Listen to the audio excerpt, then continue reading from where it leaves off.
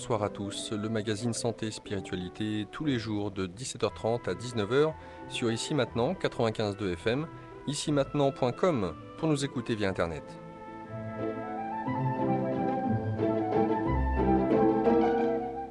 Merci Laurent pour cette présentation. Laurent que vous retrouverez sur l'antenne de radio Ici et Maintenant dès vendredi. Alexandre avec vous aujourd'hui pour accompagner notre invitée, la réelle animatrice de cette émission. Il s'agit de Sandrine Félix. Sandrine Félix, bonsoir. Bonsoir Alexandre. Bienvenue sur notre antenne. C'est vous qui allez animer cette émission Santé et Spiritualité. Comme nous ne réalisons pas énormément d'émissions ensemble, on va en profiter aussi pour reprendre les bases et revenir vraiment aux bases. Je fais une répétition, mais aux bases de votre pratique pour bien comprendre, parce que ça pourrait paraître assez vaste. Vous êtes master en thérapie holistique. Ça veut tout et rien dire. On peut tout englober si on veut à l'intérieur. Je vais donc vous demander, s'il vous plaît, de développer. Avant cela, je vais vous demander en quelques mots de vous présenter à nos auditeurs, s'il vous plaît. Merci Alexandre. Donc, les auditeurs qui ont l'habitude de nous rejoindre régulièrement et à tous les nouveaux auditeurs ce soir. Donc en fait, qu'est-ce que cela signifie? Eh bien, holos signifie le tout en grec et donc holistique signifie l'approche et l'appréhension des techniques et de différents outils qui ont trait à l'accompagnement global de l'être sur les trois plans. Le plan physique, psychologique et énergétique. Voilà. Et ça vient d'où? Ça vient Cette du technique. grec. Et maintenant, les techniques qui sont englobées par cette méthode, eh bien, c'est un ensemble d'approches qui ont trait à l'approche de l'être dans sa globalité absolue, puisqu'on va dans un premier temps identifier ses zones de force et ses zones de faille. En l'occurrence, moi, j'aborderai cela par le biais du bilan énergétique, qui est une approche millénaire, qui est relativement ancestrale, puisque ça date de 5000 ans. En l'occurrence, je vais aborder cela par la médecine traditionnelle chinoise. Et je vais pouvoir identifier sur quel axe les dysfonctions s'expriment. Ça peut être le physique, avec des blocages mécaniques ou organiques. Ça peut être également l'émotionnel, où là, ça va être plus des blocages dans la capacité d'être, d'avancer, de se trouver, et de trouver un équilibre vers lequel on tend ou pas. Donc tout ça est assez dense et assez passionnant, à vrai dire. C'est la raison pour laquelle ça fait à peu près une vingtaine d'années que j'exerce dans ce domaine. Donc j'ai commencé dans un premier temps sur tout ce qui a trait à l'émotionnel, pour la bonne et simple raison que j'étais beaucoup en horaire décalé. J'ai eu un autre parcours de vie où j'ai eu l'opportunité d'avoir beaucoup de temps par ailleurs, et ça m'a donné la possibilité de me former sur toutes les techniques de gestion du stress, de relaxation, etc. J'ai besoin de me poser pour tendre vers cet équilibre. Donc j'ai commencé dans un premier temps avec le docteur Hubert, qui a inventé la sophrologie dans les années 60 avec le professeur Caicedo, et donc qui était son homologue en Espagne. Et donc j'ai suivi ce cursus, qui est ce cursus en sophrologie. Et donc j'ai trouvé ça très intéressant, très subtil au niveau de l'approche. Mais je suis quelqu'un de très pragmatique et j'ai besoin de comprendre. Donc à un moment donné, ça ne m'a pas suffi. Parce que j'ai identifié qu'il y avait des personnes qui arrivaient à entrer dans un état qu'on appellera l'état sophroliminal, qui se trouve entre la veille active et entre le sommeil, qui a un état spécifique qui est à peu près entre 9 Hz. Donc on a des états voilà, qui sont l'état alpha entre 8 et 12. On peut l'atteindre avec des techniques énergétiques. En l'occurrence, ça a trait à tout ce qui va être relaxation. Si on est entre 4 et 8, on rentre directement en phase de transe, en phase d'hypnose. Où là, tout ce que l'on va donner comme induction, on n'aura plus du tout l'ouverture que l'on pourrait avoir avec la suggestion. Où là, en l'occurrence, en sophrologie, on est plus dans quelque chose d'ouvert. Ce qui fait que l'on rentre dans cet état de conscience modifié, et va être tout simplement la différence entre l'hypnose et la sophrologie. C'est que, d'ailleurs, je pratique les deux, c'est qu'on va avoir à un moment donné une latitude ou pas. Effectivement, lorsqu'on a moins de latitude, on part, on se sent complètement happé et on va lâcher. Le principe de ces deux méthodes est le lâcher-prise. Alors justement, je me suis rendu compte que certaines personnes avaient cette propension à le faire et d'autres pas. Et ça m'a vraiment interpellée. Et donc j'ai voulu en savoir plus, et c'est la raison pour laquelle ça m'a bifurqué tout de suite sur tout ce qui a trait à la psychologie. Donc j'ai travaillé dans la relation d'aide Mhm. directement par rapport à cette première approche. Et donc ça m'a permis encore dans d'autres approches de thérapie brève comme le coaching, comme l'analyse transactionnelle, la programmation neurolinguistique, d'avoir d'autres approches de communication, de relation à l'autre, qui pouvaient permettre de mieux se positionner et de mieux pouvoir communiquer. Donc ça a été une porte, je dirais, incontournable et nécessaire pour pouvoir soi-même avoir des réponses par rapport à tout ce questionnement qui fait que on accède ou on n'accède pas à cet équilibre et à cette capacité de lâcher. Et très vite, je me suis sentie frustrée parce que je suis assez latine. J'ai besoin du contact, j'ai besoin de toucher, c'est quelque chose qui est important pour moi. Et très vite, on me disait, bah non, la personne pleure, bah, il faut surtout pas la toucher, il faut surtout pas l'accompagner psychologiquement, il faut s'en tenir à la relaxation. Donc moi, la prophylaxie, ça va bien 5 minutes, mais j'ai besoin de rentrer un peu plus dans l'analyse. C'est la raison pour laquelle j'ai travaillé un peu plus sur cet axe-là.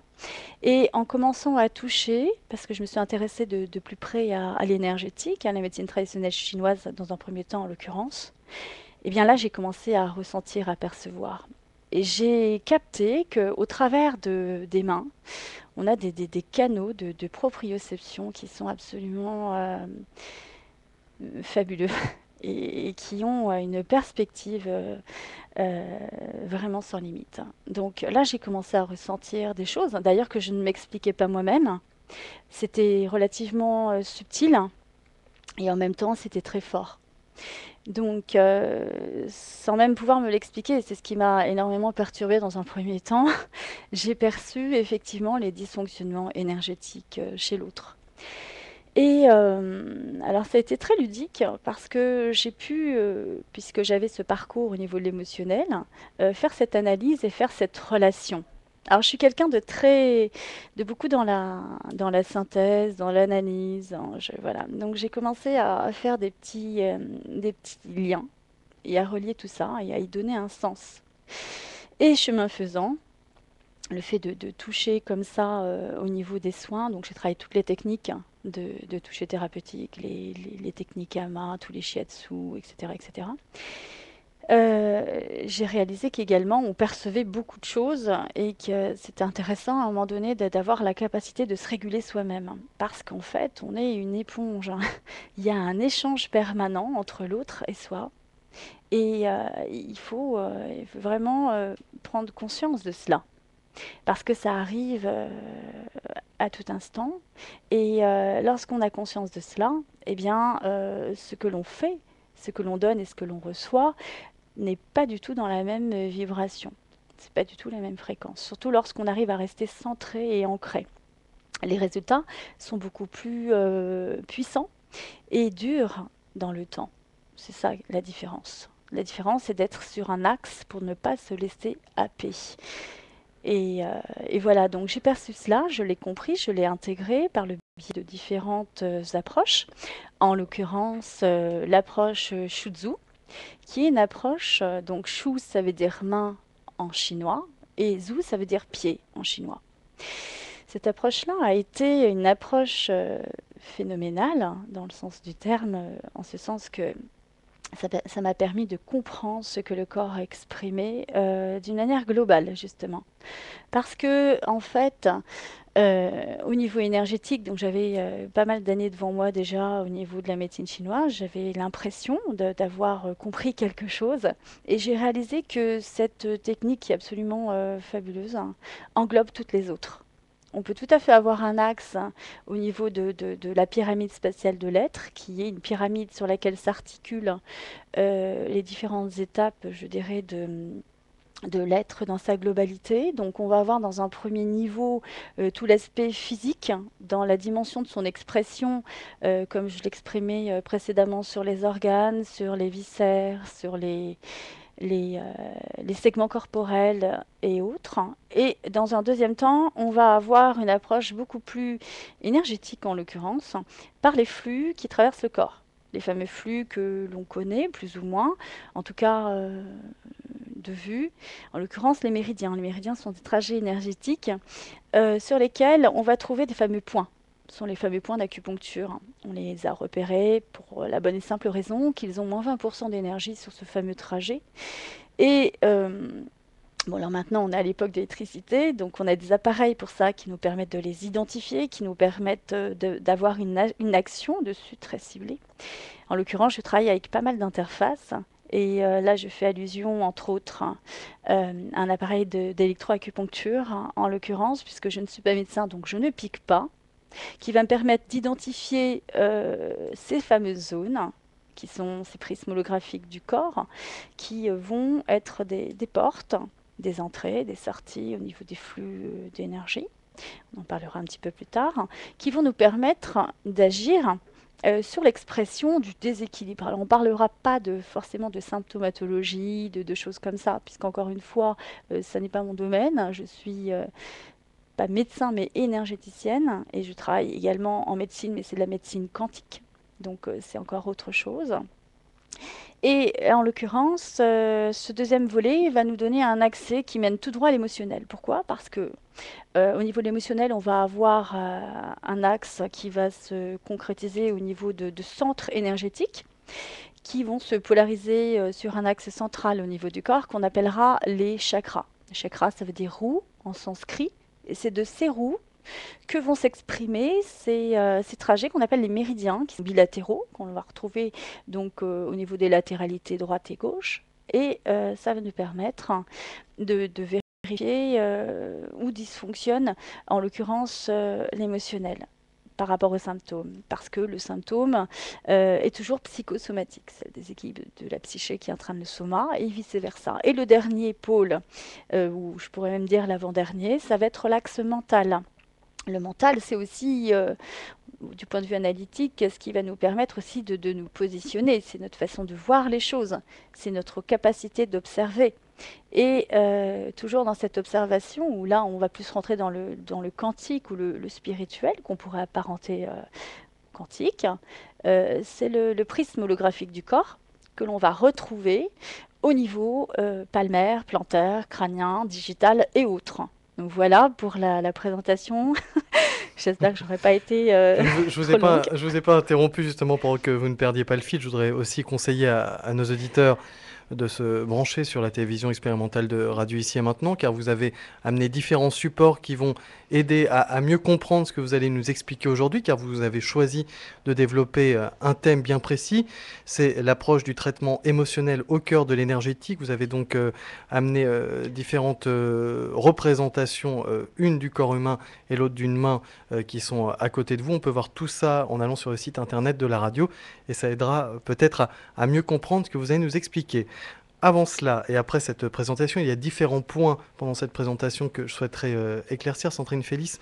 Tout d'abord, vous nous avez parlé de médecine traditionnelle chinoise de nombreuses fois, ainsi que de sophrologie. La sophrologie n'étant que la version occidentale de vieille médecine et de vieille technique qui existait auparavant, mais comme les Occidentaux avaient un peu de mal à s'y faire, on s'est dit on va créer la sophrologie, c'est très bien, mais ce sont des outils aussi qui viennent des outils asiatiques. Est-ce que ça veut dire par là que lorsque vous nous parlez de joie et de tristesse, de force et de faiblesse, qu'il y a toujours un équilibre entre les deux, chaque force amène une faiblesse, un peu comme le yin et le yang?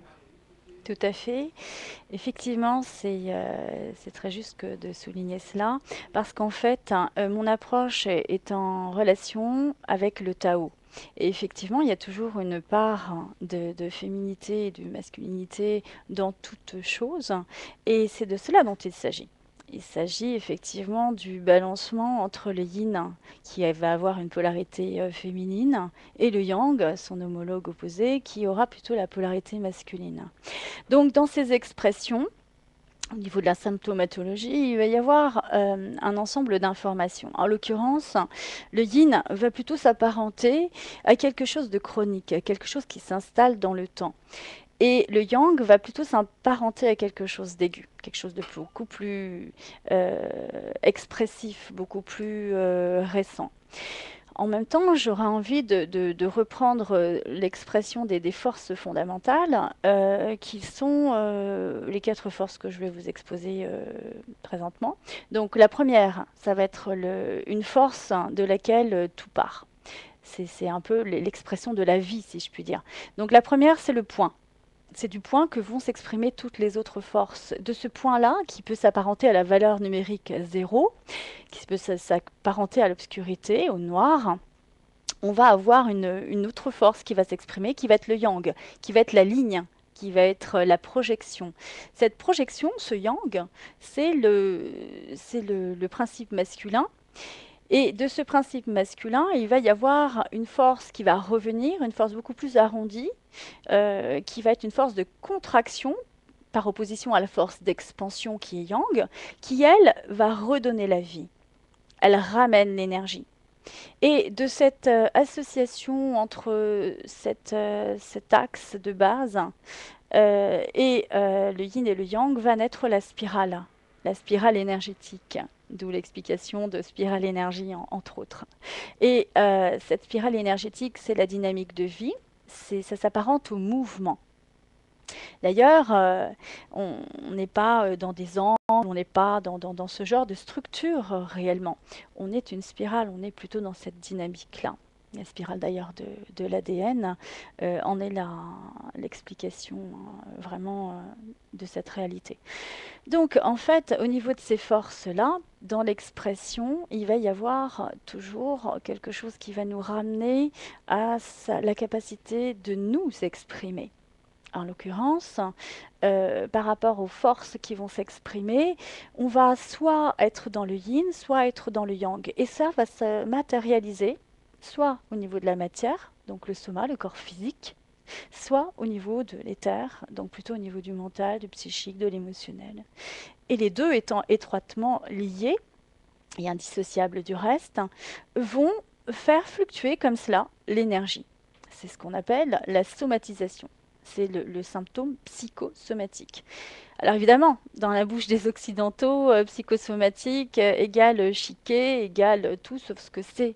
Mais en vérité, le psychosomatique est une réalité. C'est la réalité de l'expression d'un déséquilibre. Pour ne pas citer le mot pathologie ou symptôme, qui pourrait s'apparenter à ce déséquilibre. En finalité, ce qui va s'exprimer réellement, c'est que dans la polarité yin, on va avoir tout ce qui peut être contracté, tout ce qui va être bloqué. Et dans la polarité yang, on va avoir tout ce qui va être en développement, en expansion. Donc ça, c'est aussi intéressant d'avoir cette compréhension de la chose, qui est relativement vulgarisée. Donc, comme je l'exprimais aussi tout à l'heure, je suis quelqu'un qui aime synthétiser, qui aime vulgariser les choses et les rendre disponibles à la portée de tous. C'est la raison pour laquelle, justement, j'ai créé beaucoup d'outils, des outils thérapeutiques pour les thérapeutes, pour apprendre ce que sont les chakras, les méridiens, etc. Mais également pour tout le monde, pour les enfants, pour les personnes âgées qui sont seules et qui souvent sont dans des états de souffrance par rapport à cette solitude, justement, il faut en prendre conscience. Un enfant est souvent seul parce qu'il se sent incompris, il passe des étapes au niveau de son développement physique et psychique qui sont quand même pas des moindres. Et quand on se retrouve effectivement âgé, eh bien, on se retrouve de nouveau dans ces étapes où on se sent encore incompris, encore un petit peu en décalage de la société. Donc ces outils-là, ce sont des outils qui sont à la portée de tous, qui sont très simples d'utilisation. C'est la raison pour laquelle je ne rentre pas dans des grands mots, dans des gros mots. Je cherche simplement à simplifier les choses pour que ce soit accessible à tout un chacun. C'est vraiment l'objet de ma démarche.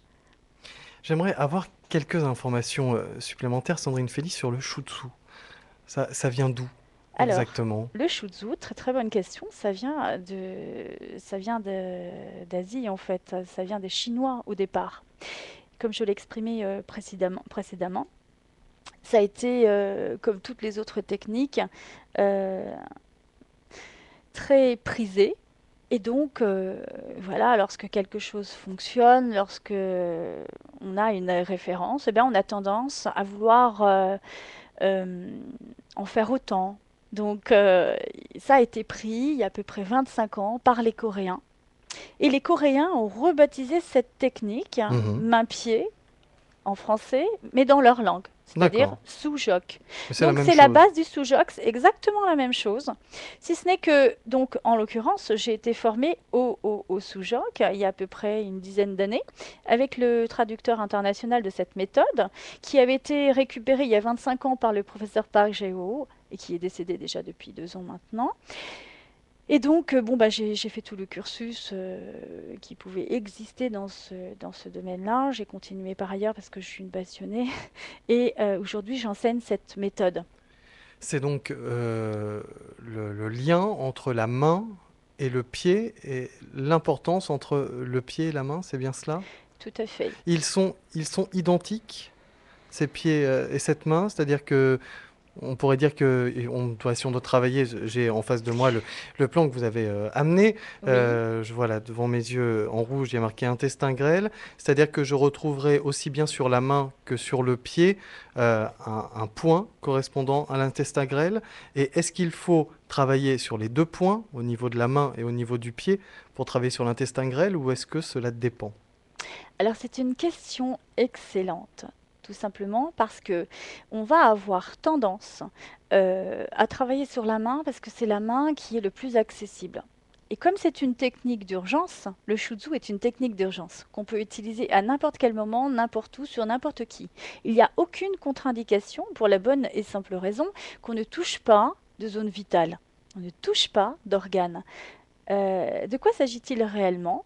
On travaille sur les prismes holographiques du corps en résonance. Ce sont des points de résonance et ce ne sont pas des points de réflexe. Les points réflexes, on va appuyer sur une zone qui va faire réagir. On est sur une réponse qui va être en rapport avec un réflexe, c'est automatique.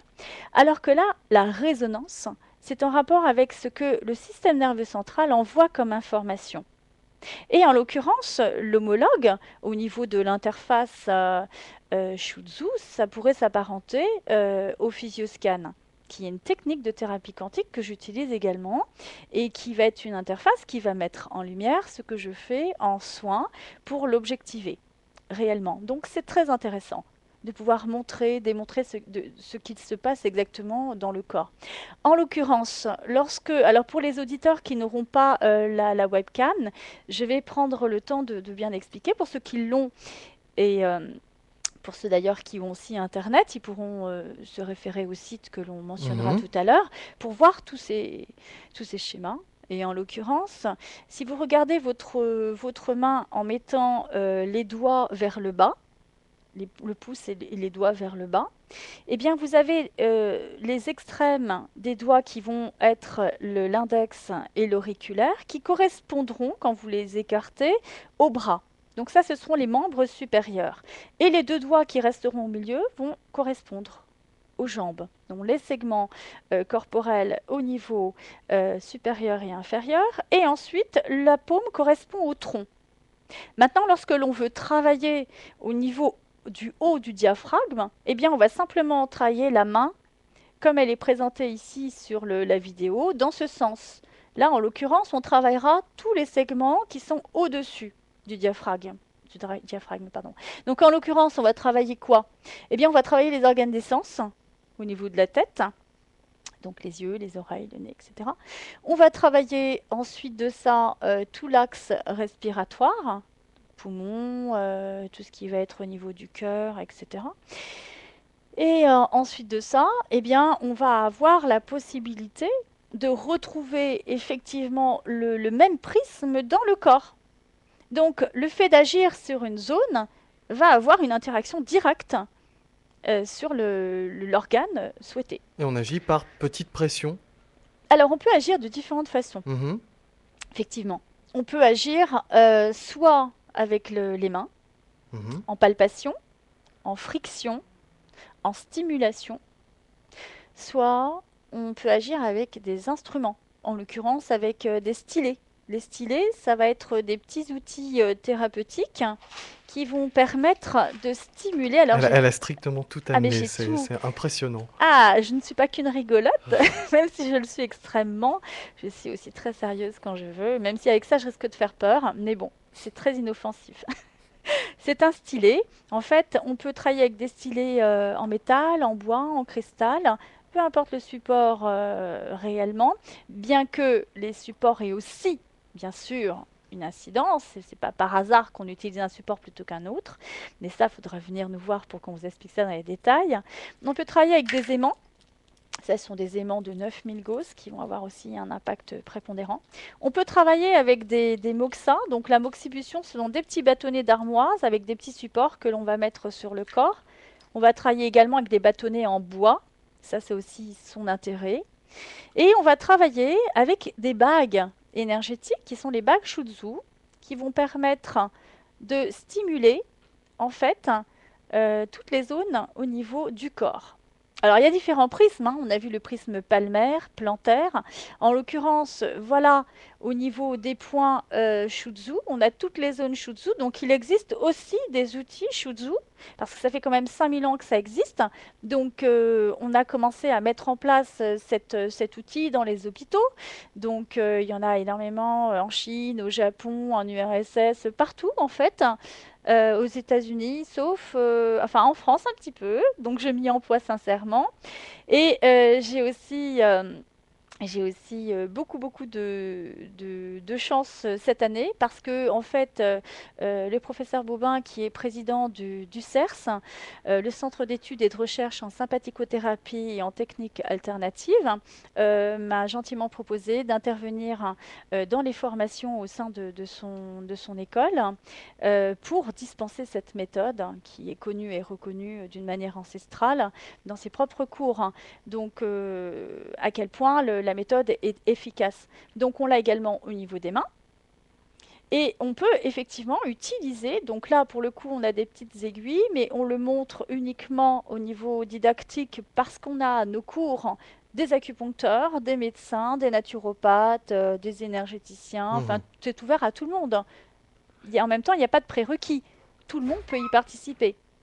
Pour le pied, là on a bien compris pour la main et l'explication, même si on n'a pas l'image, effectivement c'est tout à fait clair. Pour le pied, c'est la même chose. Alors pour les pieds, c'est effectivement la même chose, hein. Quand on regarde le pied, on a toujours le pied avec les orteils vers le bas, Pareil, d'accord? et si on met dans l'autre sens, Exactement. mais alors Vous avez tout à fait compris la méthode. ça se complète avec la main ou est-ce que c'est l'un ou l'autre? C'est Alors, ça que je n'ai pas compris en fait. ça peut tout à fait se compléter en ce sens que lorsqu'un symptôme est yang, c'est-à-dire qu'il vient de s'exprimer, Mhm. c'est une technique d'urgence, ne l'oubliez pas. Un symptôme yang, on va plutôt traiter les mains, puisque les mains sont yang. En l'occurrence, tout ce qui est en haut du corps, il faut imaginer pour cela le symbole de l'homme total. Il faut imaginer les bras en coupole vers le ciel et les jambes en arc de cercle, comme un arc-en-ciel vers le sol. Donc en l'occurrence, tout ce qui est vers le haut, c'est du yang. Et tout ce qui est vers le bas, c'est du yin. C'est la raison pour laquelle, lorsque l'on va traiter des expressions, on va dire, de troubles énergétiques, hein, dans le bas du corps, on prendra la main, les doigts vers le bas. Et lorsque l'on va traiter des dysfonctionnements plutôt au niveau du haut du diaphragme, eh bien, on prendra la main vers le haut. Pareil pour le pied. Maintenant, comme c'est une technique d'urgence, on a plus intérêt à travailler sur les mains, puisque c'est une technique d'urgence. Et pour le coup, si c'est une femme, vu que la polarité féminine s'apparente au côté droit, on ira travailler sur la main droite. Et si c'est un homme, on ira travailler sur la main gauche. D'accord. Maintenant, si le problème est ancré depuis longtemps, si la personne vous dit « Oh là là, j'ai une sciatique, mais ça fait plus de 3 mois », là, à ce moment-là, on ira travailler sur les pieds. Et toujours pareil, en fonction de la polarité. Si c'est une femme, on ira sur le pied droit. Et si c'est un homme, on ira sur le pied gauche. Alors ça, c'est encore une théorie. Parce que dans l'enseignement, j'expliquerai un peu plus avant, lorsqu'on va aborder un niveau un petit peu plus avancé, euh, qu'on peut aussi avoir une autre approche en fonction d'expression et en fonction de beaucoup d'autres signes au niveau de la pathologie ou du symptôme énergétique identifié. Mais on fait exactement la même chose avec le pied qu'avec la main, c'est-à-dire que les Tout à points fait, sont exactement les mêmes, exactement. même si des fois, il est préférable d'utiliser ou le pied ou la main selon Oui. ce que l'on a à traiter. Là, vous nous parliez de sciatique, effectivement, c'est plus pour le bas du corps. Donc là, on va se diriger vers le Mais pied ça peut parce être une que... tendinite, ça peut être le haut du corps aussi. Hmm. Donc voilà, après tout dépend, ça s'appelle l'anamnèse. L'anamnèse, c'est la recherche de l'expression du dysfonctionnement. Donc ça, c'est très intéressant dans la grille de lecture. Moi, j'utilise tout un questionnement et une observation. Des fois, il n'y a pas besoin de parler. Et moi, des fois, je ne parle pas forcément. Dans un premier temps, j'observe. Je vois ce qui est, je vois ce qui s'exprime. Et en fonction de cela, je vais pouvoir me positionner par rapport à l'approche que je vais choisir. Et nous allons immédiatement ouvrir le premier espace promotionnel de cette émission, animée aujourd'hui par Sandrine Félix.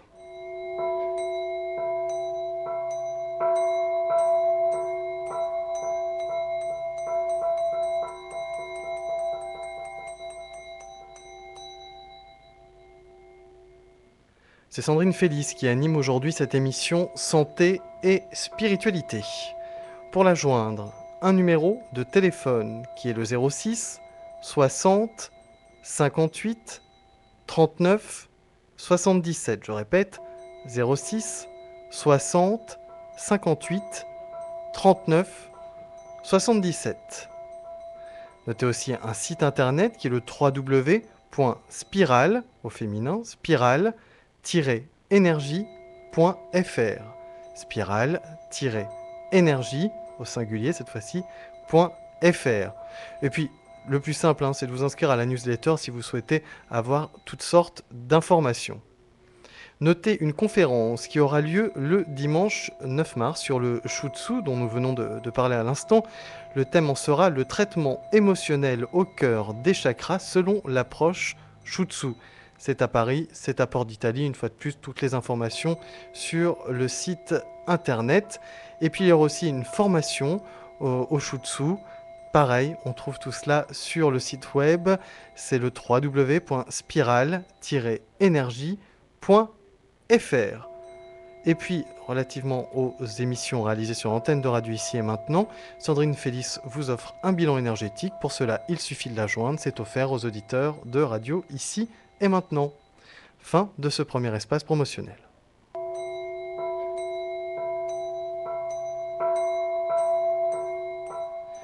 Nous reprenons le cours de cette émission Santé et Spiritualité avec Sandrine Félix qui a choisi aujourd'hui de nous parler de l'approche du traitement émotionnel au cœur de l'énergétique. On va rentrer dans le vif du sujet dans quelques instants. Je voudrais préciser deux choses à nos auditeurs. Tout d'abord qu'à partir de 18h30, ils pourront intervenir pour tester, jouer, découvrir les techniques de Sandrine Félix à l'antenne de Radio Ici et Maintenant. On vous en dira un tout petit peu plus aux alentours de 18h30. Et puis, sachez aussi que moi, je me suis permis de poser plein de questions, mais que vous êtes aussi invité à poser vos questions. Et avant 18h30, si vous avez des questions par rapport à ce que nous explique Sandrine et de choses que vous n'auriez pas compris, vous êtes bien sûr les bienvenus sur l'antenne au 08 92 23 95 20. Sandrine Félix, j'ai largement assez parlé. Je vous écoute maintenant. Qu'est-ce que l'approche du traitement émotionnel au cœur de l'énergétique ? Alors, c'est un vaste sujet, C'est ce que j'allais dire. mais qui n'en est pas moins inintéressant. Donc, eh bien, nous allons l'aborder de la manière la plus simple qu'il soit. Donc, moi, j'ai envie de vous dire que c'est très très très vaste l'émotionnel, mais surtout que c'est important de savoir comment cela s'exprime. Parce que sinon, ça peut durer toute une vie. On passe toute une vie à essayer de comprendre ce qui se passe, à faire des thérapies, à se retrouver allongé sur un divan. Autant se retrouver allongé pour faire autre chose, pour se reposer, pour se détendre, plutôt que, que de se retirer le cerveau sur ce qui est passé et dépassé, et voilà. Donc, ce qui est important, moi, je suis beaucoup dans l'instant, je vis l'instant tel qu'il est et en même temps, je l'accepte tel qu'il est, parce qu'il est juste. Et j'ai envie de donner une clé à tous nos auditeurs, c'est simplement de vivre l'instant dans cette magie et d'être toujours dans ce bonheur. Alors, c'est plus facile pour certains que d'autres, parce que moi, mon nom veut dire bonheur en espagnol. Donc c'est imprimé d'office. Mais j'ai envie de vous dire que c'est la clé de la vie, c'est la clé de l'épanouissement, de l'être, hein, sur tous les plans. À partir du moment où on accepte ce qui est et qu'on y trouve un sens. Alors évidemment, vous me direz, c'est pas toujours évident, ça c'est clair. Et d'ailleurs, je suis bien passée pour le savoir parce que je suis aussi chemin de vie neuf, donc on ne devient pas sage par hasard. On expérimente au gré du temps, justement, les différents prismes émotionnels, et c'est de cela dont il s'agit. Donc, qu'est-ce qui fait qu'on atteint une certaine sagesse et qu'on arrive à avoir ce genre de discours qui peut être très difficile à entendre pour quelqu'un qui aujourd'hui expérimente quelque chose de difficile. Et j'en suis tout à fait consciente. Maintenant, on est tous passés par là, et c'est sûr que c'est plus simple quand on en est sorti. Qu'est-ce qui s'exprime au niveau de l'émotionnel? Il s'exprime beaucoup de choses. La première énergie qui s'exprime, et on en a parlé précédemment, ça va être une énergie d'expansion. Ça va être quelque chose qui a trait à la naissance. Ça va être l'énergie du vent. Le vent, ça s'apparente au mouvement. Ça s'apparente à la colère. Il faut quelque chose de cet ordre-là pour exprimer la vie, pour se projeter. Donc, la colère, eh bien, tant qu'on n'a pas accepté cette colère qui est en nous, cette colère, elle est toujours générée par quelque chose qui vient de l'extérieur. Ça peut être quelque chose qu'on n'accepte pas, quelque chose avec lequel on n'est pas en résonance, parce que quelque chose qu'on ne comprend pas. Les émotions viennent souvent en rapport avec des incompréhensions, des manques de communication, des manques de relations de soi à soi. Lorsqu'on n'est pas en phase avec soi, on n'est forcément pas en phase avec l'autre. Manque de communication donc avec soi-même, Avec plus soi-même, qu'avec les autres. le Ne pas self, s'avouer les vérités. le self, c'est le soi, c'est le moi intérieur profond. Et c'est de là qu'il faut partir à la base. Le problème, c'est que dans cette société occidentale dans laquelle nous sommes, c'est pour ça que je me suis beaucoup intéressée aux orientaux et autres. Je me suis beaucoup aussi intéressée aux religions. J'ai fait beaucoup de démarches et beaucoup de quêtes au niveau spirituel par rapport à tout cela. Tout simplement parce que, en finalité, on est très fermé. On est très fermé parce qu'on ne nous apprend pas à être dans cet ego justement équilibré. En l'occurrence, l'ego, c'est pas du tout ni positif ni négatif. Être dans l'ego, c'est s'aimer, c'est être dans cet amour de soi. Et c'est ce pourquoi on est là. On est incarné ici-bas pour expérimenter la vie et cet amour de soi. J'ai eu l'expérience et la chance de vivre des choses très surprenantes, encore une fois, mais j'ai eu la chance de les vivre. En l'occurrence, de partir pratiquement et surtout de revenir. Et je sais que la vie, c'est du bonheur et qu'il ne faut pas en perdre une miette. Et il faut prendre ce qu'elle nous donne comme elle nous le donne. Et le plus important, c'est pas forcément ce qu'on a l'impression de recevoir. C'est plutôt notre capacité de le recevoir et surtout de le transcender, d'en faire quelque chose, de lui donner une dimension, de lui donner une essence, de lui donner l'essence et le sens. Le sens caché, la vérité de ce qui nous est donné, c'est la quintessence, c'est la réalisation du soi, du moi intérieur profond. En l'occurrence, lorsqu'on dépasse cette colère souvent est générée par l'autre. C'est l'autre qui va nous mettre en colère. Pourquoi il nous met en colère? Tout simplement parce qu'il a un avis qui est différent. Il y a une différence, il y a quelque chose qui n'est pas partagé, il y a quelque chose auquel on a du mal à adhérer. Et en l'occurrence, lorsqu'on dépasse cette colère, on accède à quoi? On accède au trait mental qui s'apparente à l'originalité. L'originalité, c'est quoi? C'est la différence. Lorsqu'on accepte la différence, lorsqu'on accepte ce qui peut être, de notre point de vue, farfelu, superflu, excentrique, tout sauf nous, eh bien, on n'est plus dans le jugement, on est dans l'acceptation. Et donc, on n'a plus de raison de se mettre en colère.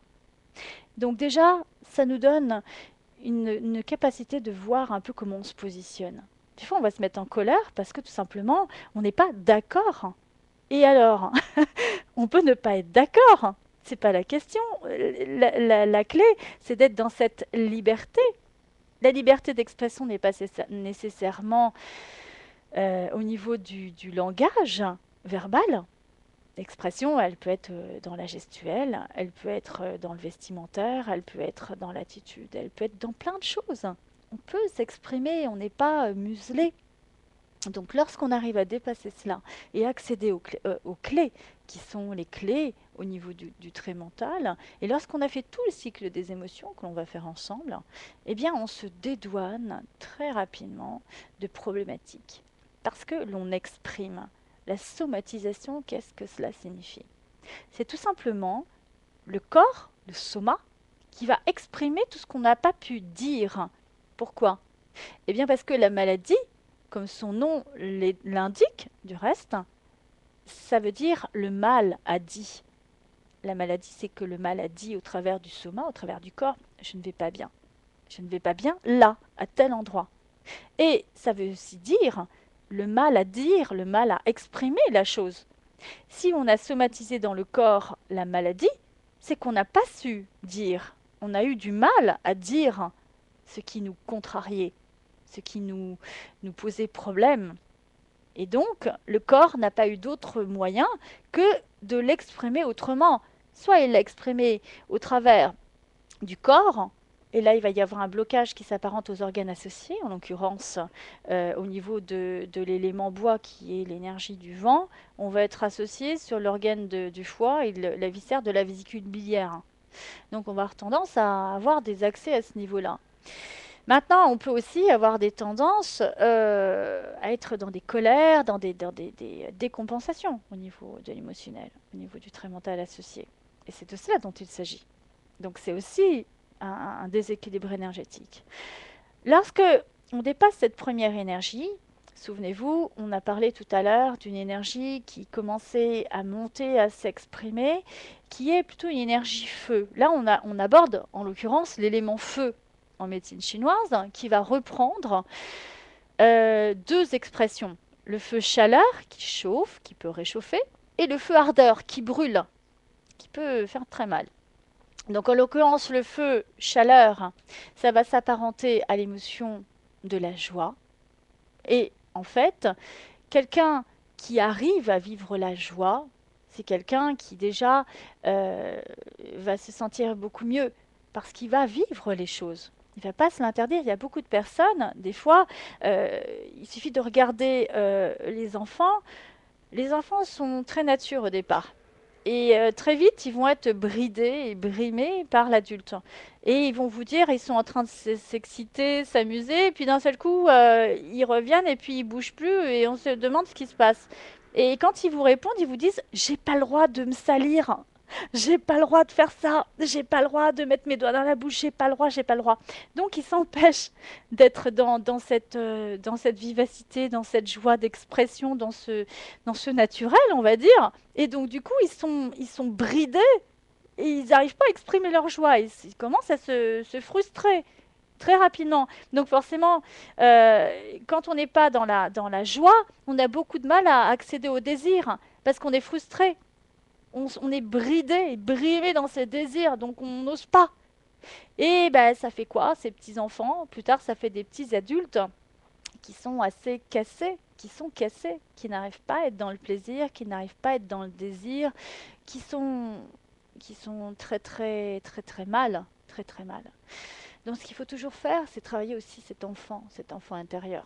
C'est de là que tout vient. Donc en l'occurrence, on s'apparente au cœur de la problématique, et au cœur réellement, qui est le cœur organe, et l'intestin grêle qui est aussi le deuxième cerveau. On sait que dans l'intestin, toutes ces bactéries, justement, il y a eu une émission très intéressante dernièrement, moi qui regarde pas trop la télé, mais là j'ai vu ça sur Arte, bien sûr tard, comme d'habitude, où on parlait des bactéries au niveau des intestins et on parlait des neurones justement par rapport à ces fameuses bactéries. Et on disait qu'il y avait une relation entre le cerveau et les intestins, et en l'occurrence ces bactéries, qui déterminaient l'équilibre et l'homéostasie dans ce corps. En l'occurrence, c'est intéressant lorsqu'on regarde, là on n'en a pas parlé tout à l'heure parce que c'était un peu prématuré, mais en face de chaque expression énergétique, on a son pendant. Et si on regarde en face de la chaleur, on a la sécheresse qui s'apparente à la tristesse. Donc quelqu'un qui va avoir un manque de joie, il a forcément un excès de tristesse. Donc c'est absolument fabuleux l'énergétique parce que ça permet de tout décoder. Et effectivement, on pourrait être amené à traiter ces deux-là ensemble. D'ailleurs, on le fait hein, quand je fais une interprétation, une analyse au niveau énergétique par rapport à la structure, par rapport au décodage hein, biologique, par rapport à la signature énergétique. Eh bien, c'est comme cela que je vais travailler sur différents prismes. Donc, dans le feu, on a aussi le feu ardeur. Et le feu ardeur, on va avoir, alors on dira en Shuzhu, moelle épinière cerveau, mais on dira en médecine chinoise, maître du cœur, triple réchauffeur. Le maître du cœur, c'est le maître des émotions. Le triple réchauffeur sont les trois foyers majeurs, système cardiovasculaire, système digestif et système fécondation-élimination. C'est la capacité d'évacuer, au sens propre, au sens figuré. Ça va être détoxiner, éliminer, nettoyer, etc. Donc en l'occurrence, là on va être directement sur l'émotion de la satisfaction. C'est l'axe, c'est l'axe de la personne. Quelqu'un qui est dans la satisfaction, et je ne parle pas d'autosatisfaction, mais quelqu'un qui est dans la satisfaction, c'est quelqu'un qui est dans l'épanouissement de son être profond. C'est quelqu'un qui se sent accompli, c'est quelqu'un qui se sent bien avec lui-même et qui a pour le coup la possibilité de se sentir bien avec l'autre. On ne peut pas, si on ne s'aime pas, prétendre aimer l'autre. Pourquoi? Parce que quand l'autre va nous dire je t'aime, on va se dire mais qu'est-ce qu'il me veut? Pourquoi il me dit qu'il m'aime alors que je suis comme ci, je suis comme ça? C'est pas possible. On ne peut pas m'aimer. Moi-même, je ne m'aime pas. Vous voyez la différence? C'est que si on attend de la relation que ça nous permette de légitimer cet amour, eh bien on va tout droit dans le mur. Malheureusement, aujourd'hui, on est dans une société où on nous a empêchés de nous aimer. On a une injonction qui est très forte, c'est n'existe pas. Donc après, ça dépend aussi des générations, parce que là, on a essayé de réparer un peu ça. Il y a les années 68, on était un peu peace and love. Après, il y a eu les personnes qui sont un peu de notre génération, dans la quarantaine. De la quarantaine à la cinquantaine, on va dire, on a essayé un peu de réparer avec nos propres enfants. euh, la façon dont on a pu vivre notre propre éducation. On a toujours notre sentiment.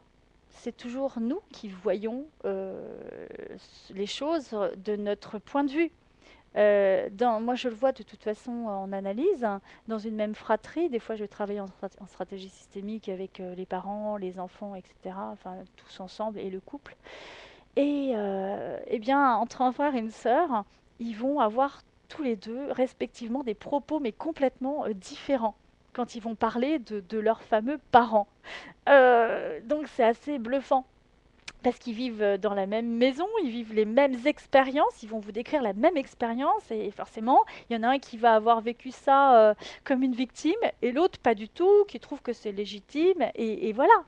Donc après, c'est pour ça que c'est intéressant d'avoir différents axes et différentes compréhensions de la chose, parce qu'on va se positionner en fonction de l'axe dans lequel on s'est situé en étant enfant, justement.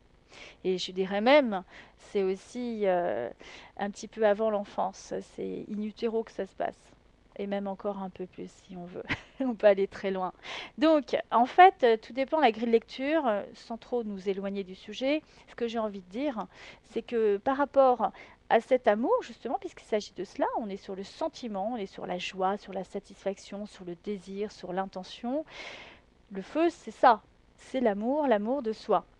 Il faut faire attention à ce qu'on met derrière ce grand mot et ce gros mot. L'amour, c'est tout sauf ce qu'on imagine. Si on pose la question autour de nous, on se rend compte qu'on a tout sauf ce qu'il faut. Alors, il n'y a pas de il faut ou il faut pas, mais ce qui est intéressant, c'est de savoir ce que l'on met derrière cela. Et aujourd'hui, on se perd à trop vouloir se trouver. Parce que le leurre, c'est qu'on imagine se trouver au travers de l'autre. On est dans une projection inconsciente par rapport à l'autre. On imagine que l'autre va nous aimer. Mais on n'est pas prêt à donner cet amour dont l'autre a besoin, en l'occurrence. Parce que nous-mêmes, on n'est pas capable de se le donner. Donc, c'est un peu stérile tout ça. Ça n'apporte pas grand-chose. Donc, on tombe très vite dans de la consommation, c'est très physique, c'est très basique et ça ne va pas très loin. La clé, en vérité, c'est d'aller beaucoup plus loin et au-delà de cela. Mais pour aller au-delà de cela, ça demande nécessairement un travail sur soi. Ça demande une compréhension de qui l'on est et une acceptation de qui l'on est, avec nos différentes expressions, qu'elles soient positives ou négatives. Et c'est ça qui est intéressant. Ce qui est intéressant, c'est d'accepter nos côtés négatifs, ce qui pourrait nous contrarier. Exemple, on peut toujours trouver quelque chose qui ne nous plaît pas. On peut, par exemple, avoir des cicatrices et puis se dire oh là là, mais c'est pas possible. Bon, il se trouve que, bon, personnellement, si je dois donner un exemple, j'étais modèle il y a quelques années, et en l'occurrence pour les jambes. Et j'ai eu une sacrée leçon du ciel, je l'ai prise comme telle. J'ai eu un accident où je me suis retrouvée handicapée pendant plusieurs années. J'ai connu la chaise roulante, j'ai boité, enfin j'ai eu une prothèse ligamentaire, enfin voilà, totale. Et c'était très intéressant, parce que j'ai vécu la douleur physique, j'ai vécu la douleur émotionnelle, j'ai vécu énormément de choses. Et de cet ordre-là, j'ai vécu tout le prisme au niveau des émotions, au niveau des traits mentaux et autres. Et j'ai réalisé une seule chose, c'est aujourd'hui que, eh bien, ces cicatrices, non seulement je les ai acceptées, mais je les aime. Parce que j'ai des cicatrices, mais j'ai une jambe. Et aujourd'hui, je l'applique talon face, chose que peu de personnes peuvent faire. Donc voilà, euh, tout ça pour dire que au final, c'est pas ce qui nous arrive le plus important. C'est surtout la dimension et l'énergie que l'on va mettre là-dessus. J'aurais tout à fait pu dire, je suis une victime, je vais rester comme ça. D'ailleurs, c'est ce qu'on m'avait programmé. On m'a dit, ah, ma petite dame, mais vous pourrez plus remarcher, vous pourrez plus plier votre jambe, vous ne pourrez plus faire ceci, vous pourrez plus faire cela. Alors moi qui suis super young, je suis plutôt du genre à faire du saut à l'élastique, enfin tout ce qui tout ce qui est en sensation forte. Oh là là, faudra pas faire ça. Je dis quoi? Qu'est-ce qui s'est passé? Ben, je me suis mise dans la contre-injonction, je me dis quoi? Mais regardez-moi bien là, vous. Demain, non seulement je vais faire ça, mais je vais faire encore pire. Et je l'ai fait parce que j'ai été déterminée. Aujourd'hui, c'est un scoop.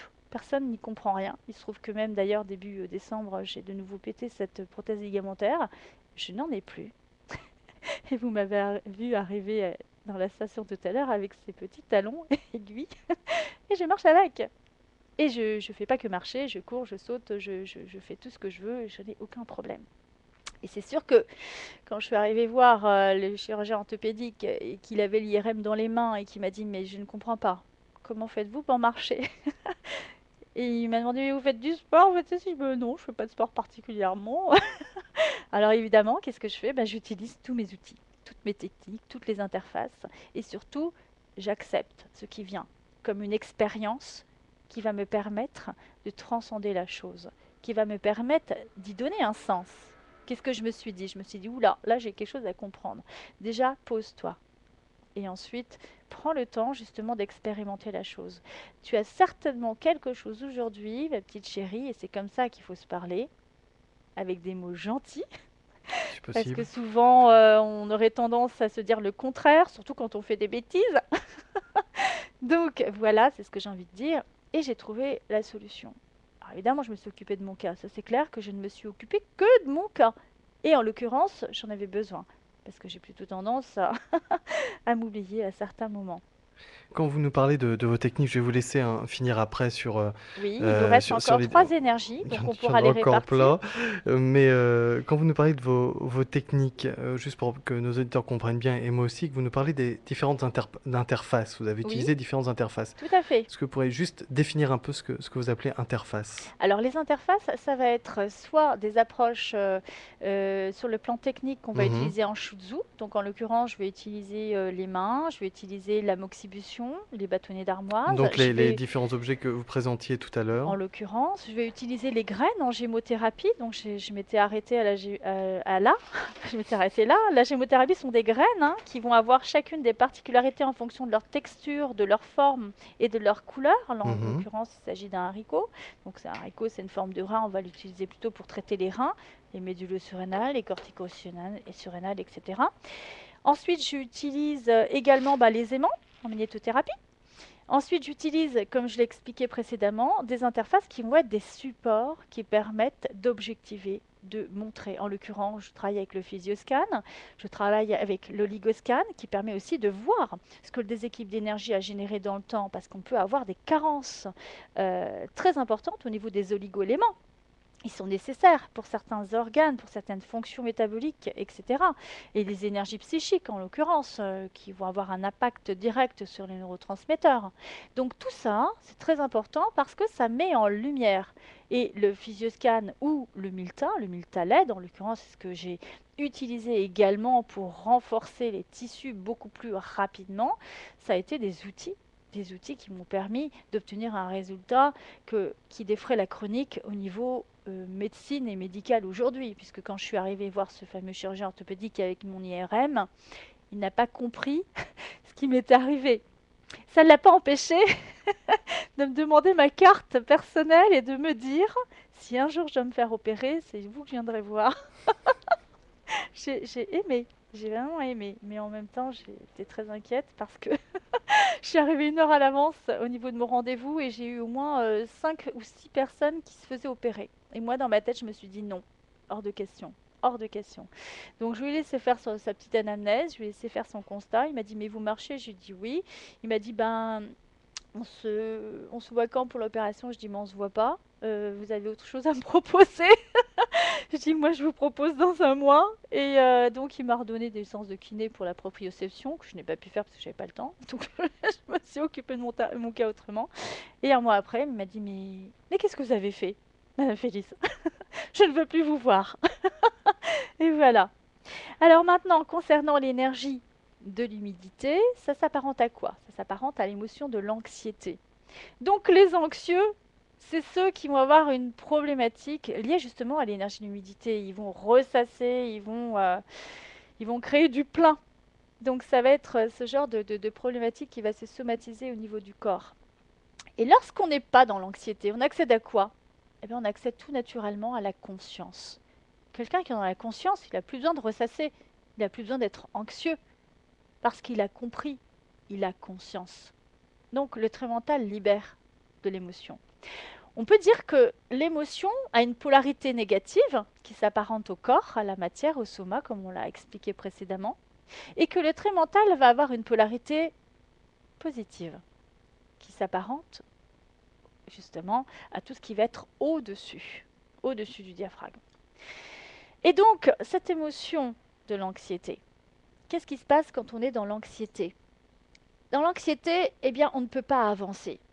Quelqu'un qui est dans le ressassement, il va toujours être dans le passé. Et puis, il va aussi être dans le futur, mais dans une peur de se projeter. Oui, mais tu comprends, je ne peux pas faire ça, parce que si je fais ça, eh bien, il risque de m'arriver ça, parce que la dernière fois, il y a eu un problème. Donc, son mot fétiche, ça va être problème. Il est dans problème, et il a du mal à avoir la solution. Donc voilà, donc dans ces conditions-là, c'est effectivement problématique du coup. Donc c'est intéressant que de lâcher prise et d'observer. Déjà, ce qui est important quand on est dans une problématique, quelle qu'elle soit, c'est de se donner le temps de se poser et d'observer la chose pour voir réellement de quoi il s'agit. Alors, il nous reste très peu de temps. Non mais ça je m'en doutais, je l'ai vu arriver, je vous ai Je laissé peux parler. juste terminer Vous allez 2 terminer, je minutes. précise juste à nos auditeurs que comme prévu, bien sûr, ils pourront intervenir environ à 18h30. Je vous laisse terminer, Sandrine Félix. Alors, je vous remercie et je vais être très brève parce que je vais privilégier l'intervention des auditeurs. Simplement, je veux aussi tenir mon engagement pour aller jusqu'au bout des choses parce que je suis une femme qui va au bout des choses et qui suis très impliquée dans ce que je fais. Et en l'occurrence, l'avant-dernière énergie, ça va être l'énergie de la sécheresse. La sécheresse, c'est quand les choses n'arrivent pas trop à s'exprimer et qu'il y a une sorte de rigidité. D'ailleurs, c'est l'élément du métal. Donc c'est métallique, c'est tranchant, c'est voilà. Donc en face du métal, on a le feu. Le feu, ça va être tout ce qui est chaleur, c'est ce que je vous exprimais tout à l'heure. Quelqu'un qui est dans un excès de tristesse, il va forcément, inévitablement, avoir un manque de joie.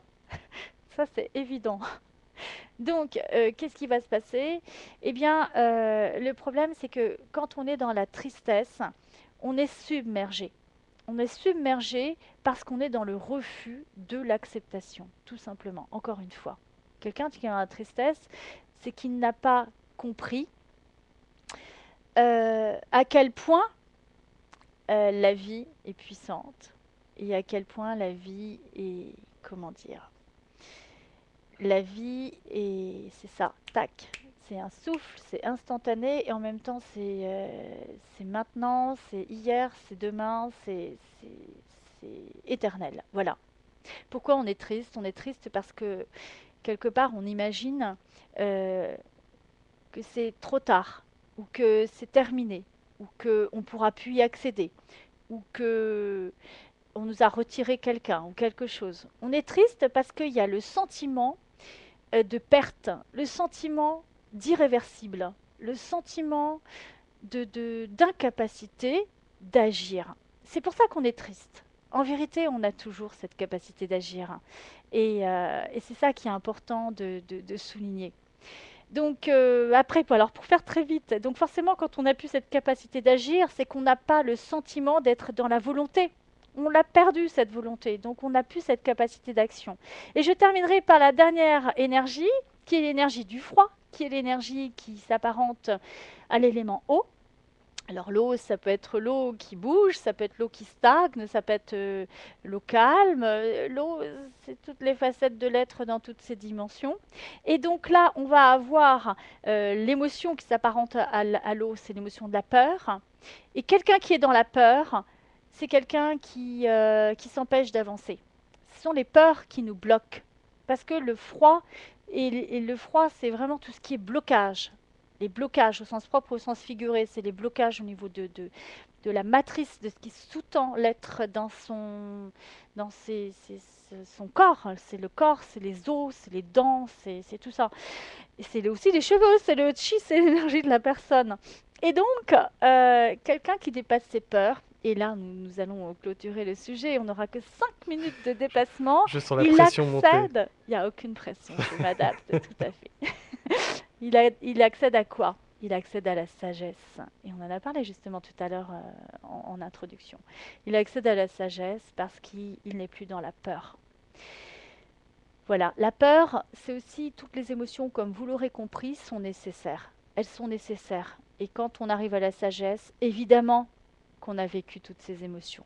Évidemment qu'on les a vécues et je dirais qu'on a eu la chance de les vivre dans notre corps et évidemment qu'on les a vécues aussi dans notre esprit. Et lorsqu'on a dépassé ces émotions, qu'on accède véritablement à la sagesse, on a aussi vécu le trait mental. Alors on va tous le vivre. Tous, tous, tous. Il n'y en a pas un qui l'a vécu, l'autre qui l'a pas vécu. On l'a tous vécu. Simplement, des fois on l'oublie et on n'a pas envie de le voir. Alors ce qui est important, et c'est ce petit message que j'ai envie de donner à tout le monde, c'est de regarder sur son épaule et se dire « Mais finalement j'ai réussi à faire ça !» Quand j'étais toute petite, là, que j'arrivais pas à marcher un coup, j'ai réussi à marcher. Pourtant, c'était pas facile du tout, j'ai eu peur. Et puis, j'y arrivais pas, j'étais en colère. Et puis ensuite, j'étais contente, mais comme je suis tombée, j'ai très très vite été frustrée, j'étais plus du tout dans la satisfaction. Donc après, j'avais l'anxiété, j'avais la peur de recommencer.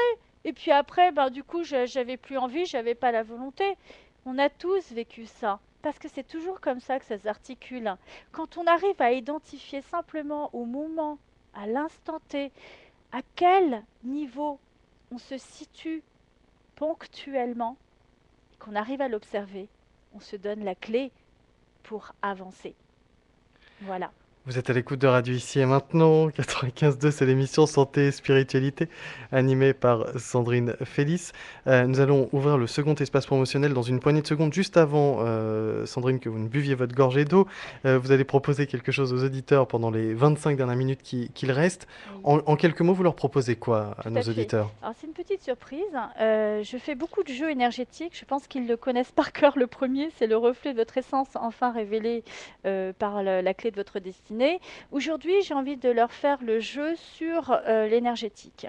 Ça s'appelle le rééquilibrage énergétique en 5 étapes.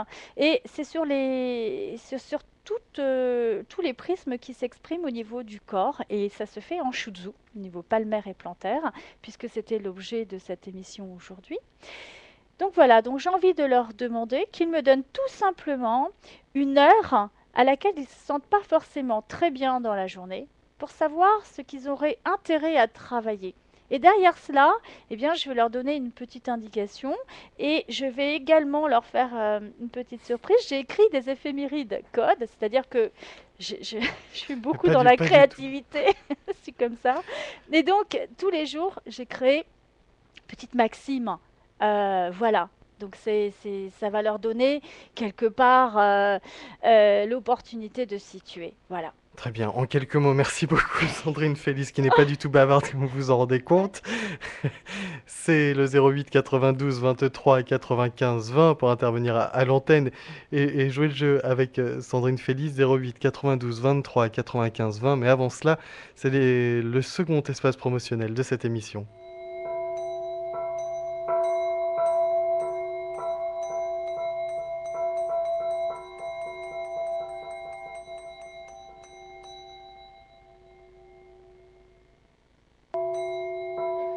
C'est Sandrine Félix qui anime aujourd'hui cette émission Santé et Spiritualité. Pour la joindre, un numéro de téléphone, le 06 60 58 39 77. Je répète, 06 60 58 39 77. Notez aussi un site internet sur lequel vous pourrez retrouver toutes sortes d'informations et notamment toutes celles que je suis en train de vous donner. C'est le www.spiral, au féminin, spiral-énergie au singulier.fr. Spiral-énergie.fr. Plusieurs rendez-vous, une formation au Shutsu. Là, vous verrez tout cela sur le site web, ainsi qu'une conférence qui aura lieu le dimanche 9 mars sur le Shutsu avec comme thème le traitement émotionnel au cœur des chakras, selon l'approche Shutsu. Cela aura lieu à la Porte d'Italie et une fois de plus, je vous renvoie vers le site internet. D'ailleurs, il y a une inscription à la newsletter qui vous facilitera grandement les choses et le site internet, c'est le www.spiral-énergie.fr. Fin de ce second espace promotionnel.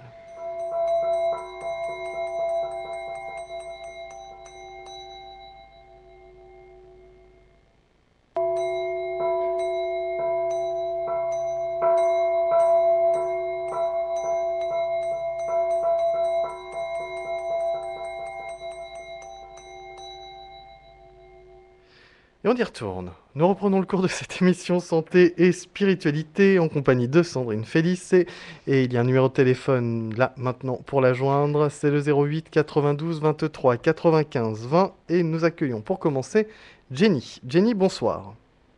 Bonsoir Jenny. Jenny, êtes-vous avec nous? Oui, non, peut-être? Non, pas de Jenny avec nous. Et attendez, je regarde, ça vient pas de moi, ça ne vient pas de moi. Nous allons donc maintenant accueillir Isabelle. Bonsoir Isabelle.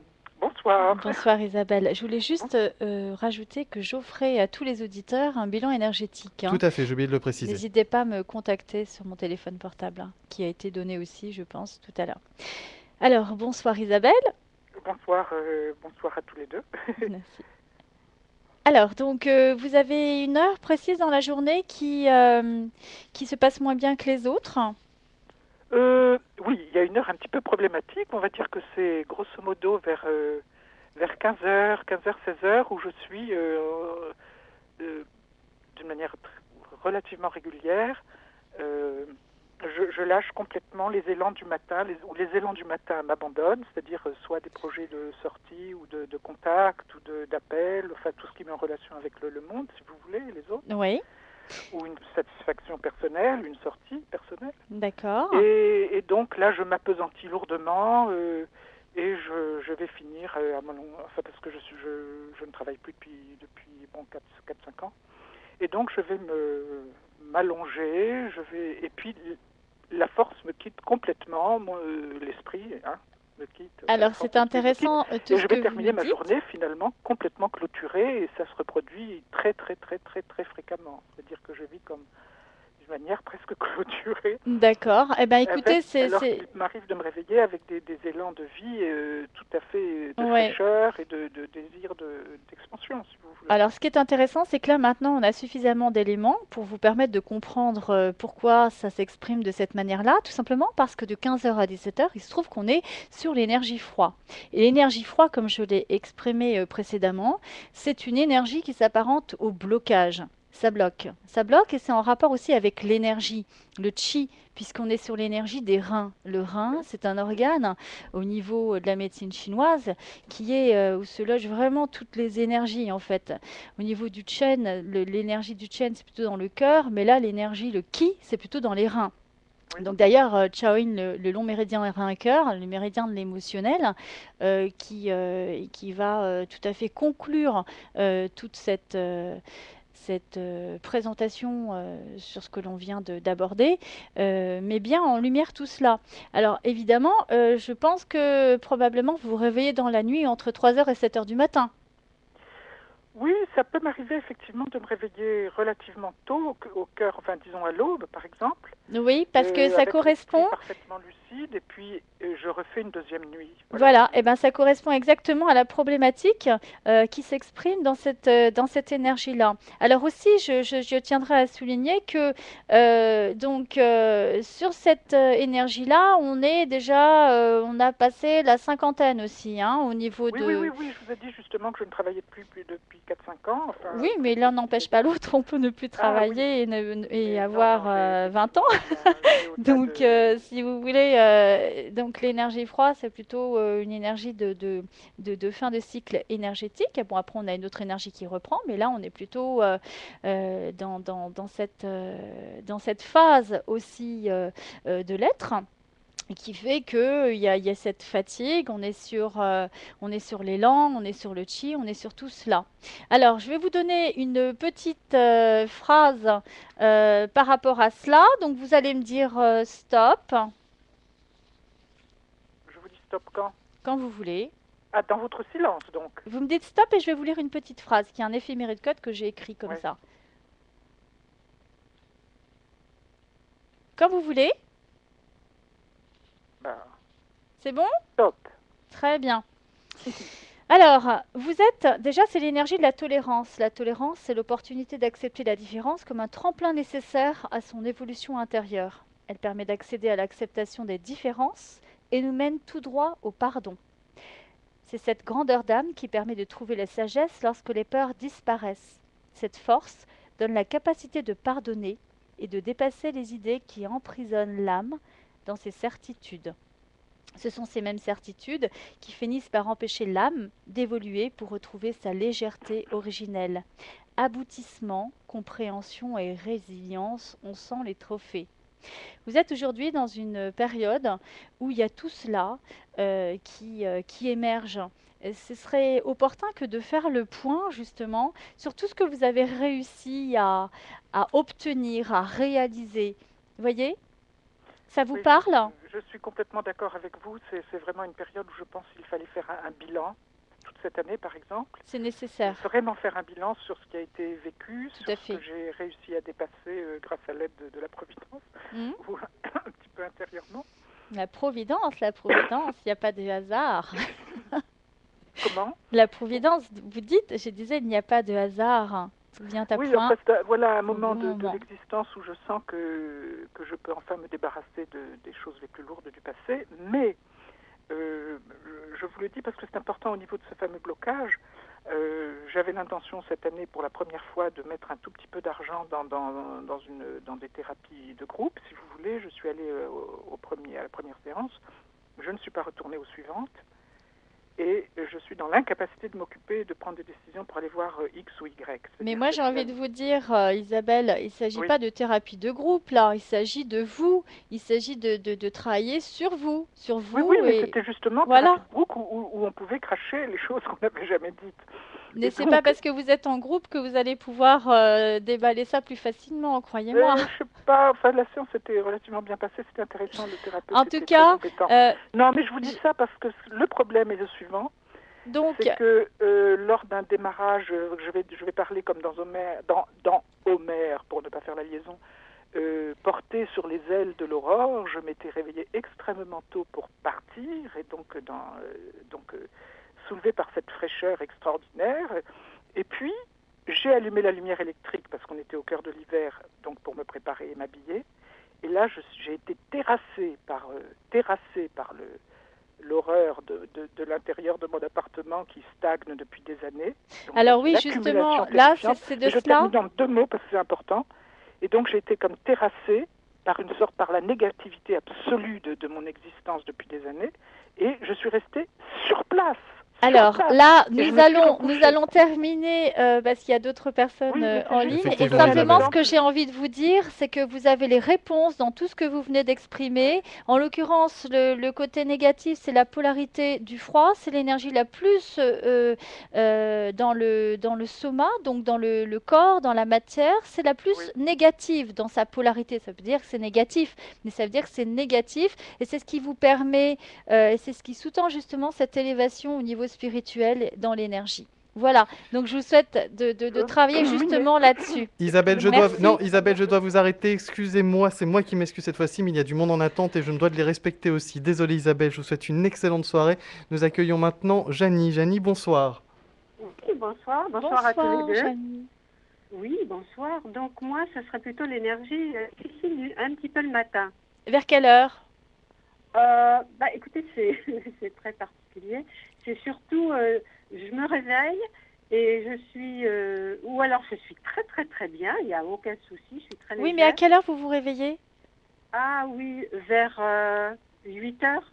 D'accord. Donc Ouais. là, vous êtes sur une énergie qui est très différente, c'est l'énergie de l'humidité. Donc l'humidité, D'accord. on est juste en face de tout ce qui va être en rapport avec l'ardeur. Donc l'humidité, Ah, c'est aussi d'une certaine manière tout ce qui a trait, comme je l'exprimais précédemment, à la maturité, au ressassement, au centre. C'est la terre, c'est la mer de toutes les énergies qui plus est. Et en face, vous avez quelque chose, c'est un axe qui est très lumineux, qui est l'ardeur. L'ardeur, c'est mm, vraiment le yang du yang par opposition à ce que vient d'exprimer Isabelle. Vous êtes son homologue opposé, en fait, si je puis dire. oui. Donc c'est intéressant parce que en fait, l'ardeur, c'est aussi le cerveau, hein. Vous êtes une femme de tête, c'est rien de Oh le là, dire, oh là, oh là, oh là. Oui, c'est cérébral. énormément. Oui, oui, tout à fait. Donc voilà, il C'est par mon faudrait, métier, tout ça, oui. faudrait vous poser parce que non seulement vous êtes une femme de tête, mais en plus vous êtes dans tout ce qui est ressassement, etc. Donc Moins maintenant, un oui, peu mais moins. justement, mais c'est maintenant qu'il faudrait se poser et encore une fois faire le point par rapport à cela et Oui, lâcher prise. d'accord. Alors, moi, je vais vous donner maintenant une petite maxime que vous allez pouvoir choisir. Vous allez me dire stop quand vous voudrez. Allez-y. Maintenant, Très bien. Alors, si tu souhaites véritablement voir, alors il te faudra décider de prendre d'abord le temps de t'arrêter pour apprendre à regarder tout d'abord en toi, puis autour de toi. Ce que l'on pense voir n'est pas toujours ce qui est. Tout dépend de la façon de le regarder. Voilà. oui, oui, non, mais j'ai très très bien compris. De quoi méditer sur la question, c'était cadeau Ah pour oui, vous. oui, oui. Voilà, Janie. Je vous Merci, remercie beaucoup. Janie. Bonne Au soirée, plaisir, Janie. bonne soirée. Au revoir. Au revoir. Et nous allons accueillir, comme on a pris un peu de retard aujourd'hui, ce sera la dernière intervenante, c'est Daniel. Daniel, bonsoir. Bonsoir, Oui, Daniel. bonsoir. Oui, pour moi, ça serait plutôt vers 10 heures du matin. D'accord. Alors, c'est curieusement exactement la même énergie que Janie, puisqu'on est sur l'énergie de l'humidité qui est entre 7 heures et 11 heures. Par contre, vous êtes plus dans un axe. Au niveau de l'axe. Alors, encore une fois, on peut aller encore plus dans les détails, hein. C'est l'énergie de la conscience, donc c'est une énergie qui est très lumineuse. Donc, vous êtes aussi une femme de tête, vous êtes beaucoup dans le mental.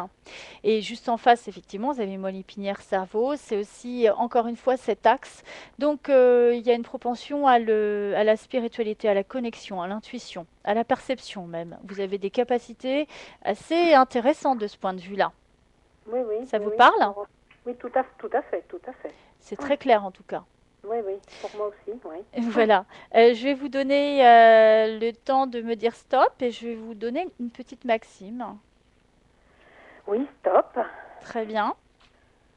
Alors, donc ne pas être en mesure de pardonner, c'est ne pas avoir compris la leçon qui nous est enseignée. Rester toujours dans l'ouverture et l'acceptation de ce qui est permet de comprendre et mène toujours au pardon. Donc là, aujourd'hui, il y a un cheminement sur la résilience. C'est ce qui va vous permettre d'être beaucoup plus dans votre connexion avec vous-même. Aujourd'hui, il faut que vous arriviez à faire cet exercice de vous dire, voilà, aujourd'hui, je peux partir n'importe quand. Je suis prête, je suis OK avec tout le monde autour de moi. J'ai pas d'ennemis, j'ai pas de choses à résoudre, j'ai pas de conflit, tout est clair. Il faut que vous arriviez aujourd'hui à faire ce travail autour de vous. Vous voyez ce que je veux D'accord. dire? Très bien, très bien, très bien. C'est un travail qui est en rapport avec une profonde expérience et une profonde maturité. C'est comme si vous étiez aujourd'hui enclin à pouvoir dépasser les choses. Le pardon, c'est vraiment suprême. C'est-à-dire que vous passez au-delà de l'éducation, de l'éthique, de tout ce qu'on a pu mettre comme étiquette hein, sur ce qui est bien, sur ce qui n'est pas bien, etc. Vous voyez ce que je veux dire? Oui, oui, très bien, très bien, très bien. Oui. Voilà. Merci Daniel pour votre appel. Merci beaucoup, Sandrine. Merci Merci, beaucoup. je vous en prie, Daniel, au plaisir. Au Au revoir. Au revoir Daniel. C'était la dernière intervention pour aujourd'hui. Nous ouvrons immédiatement le troisième espace promotionnel de cette émission Santé et Spiritualité.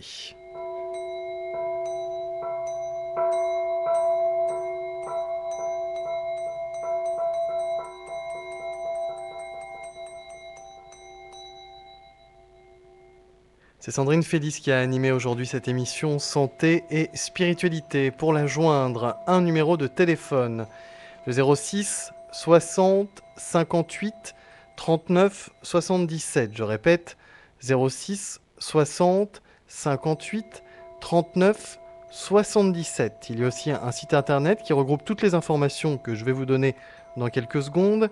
C'est le www.spiral au féminin -énergie.fr, www.spiral-énergie.fr.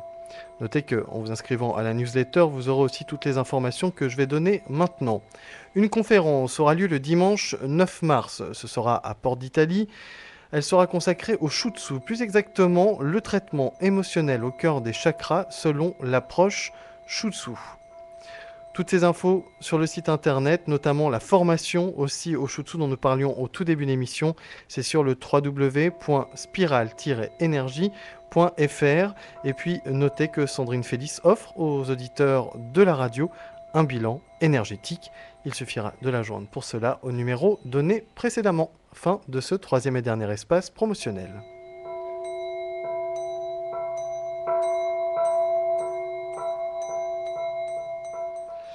Nous reprenons le cours de cette émission pour quelques minutes encore. Sandrine Félix, vous offrez aux auditeurs de la radio un bilan énergétique.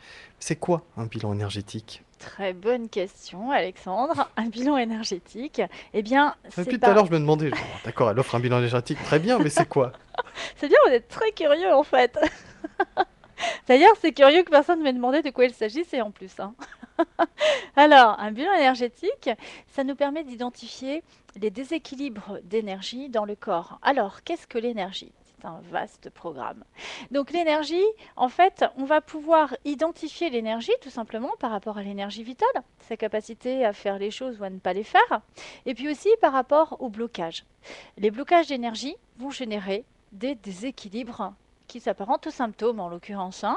Donc si on a trop d'énergie, eh bien on va tendre vers de l'irritation, de l'inflammation, de l'infection et création de plein, donc mastose, etc.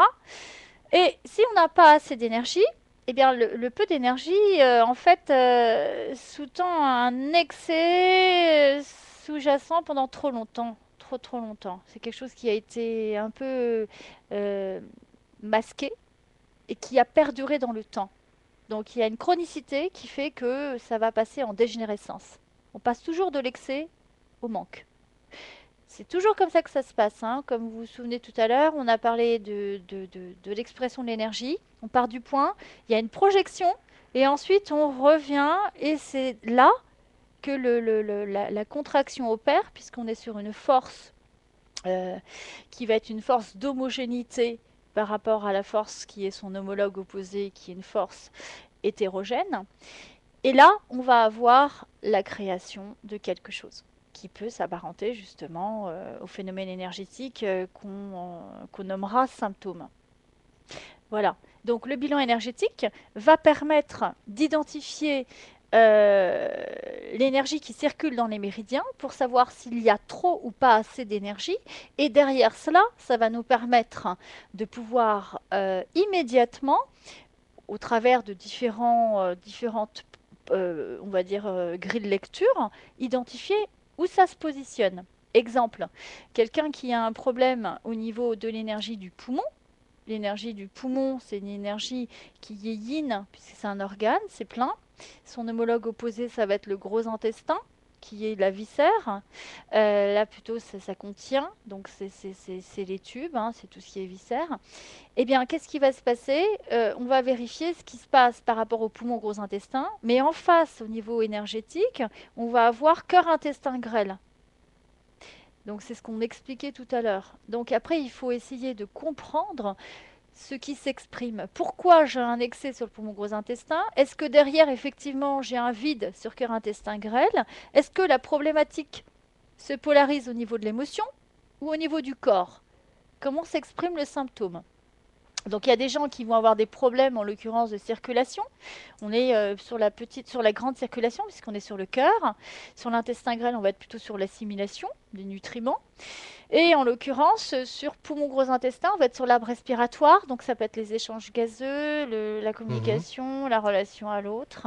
Et le gros intestin, l'évacuation, au sens propre, au sens figuré. Je comprends bien le concept et la démarche. Juste pour la minute qui nous reste, au-delà du concept et la démarche, concrètement, ça revient à ressentir la personne, à utiliser tel ou tel objet. Ça revient à faire un bilan énergétique avec un appareil d'électroacupuncture qui va nous permettre de l'objectiver, de visualiser concrètement. D'accord. Parce que, en fait, si vous voulez, mon approche est très ludique. J'aime bien démontrer dans un premier temps. Après, on peut tout à fait faire une analyse Shuzu, mais là, c'est moi qui vais dire. Et ils n'auront aucun moyen de savoir si ce que je leur dis est vrai ou pas.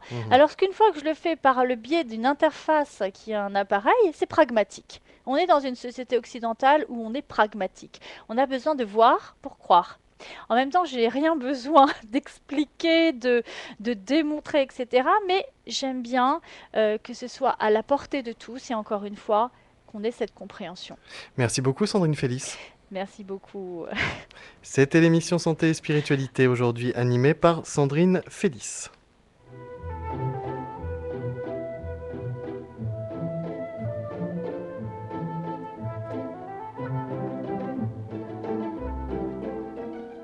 Bonsoir à tous, le magazine Santé et Spiritualité tous les jours de 17h30 à 19h sur Ici Maintenant 95.2 FM, ici-maintenant.com pour nous écouter via Internet.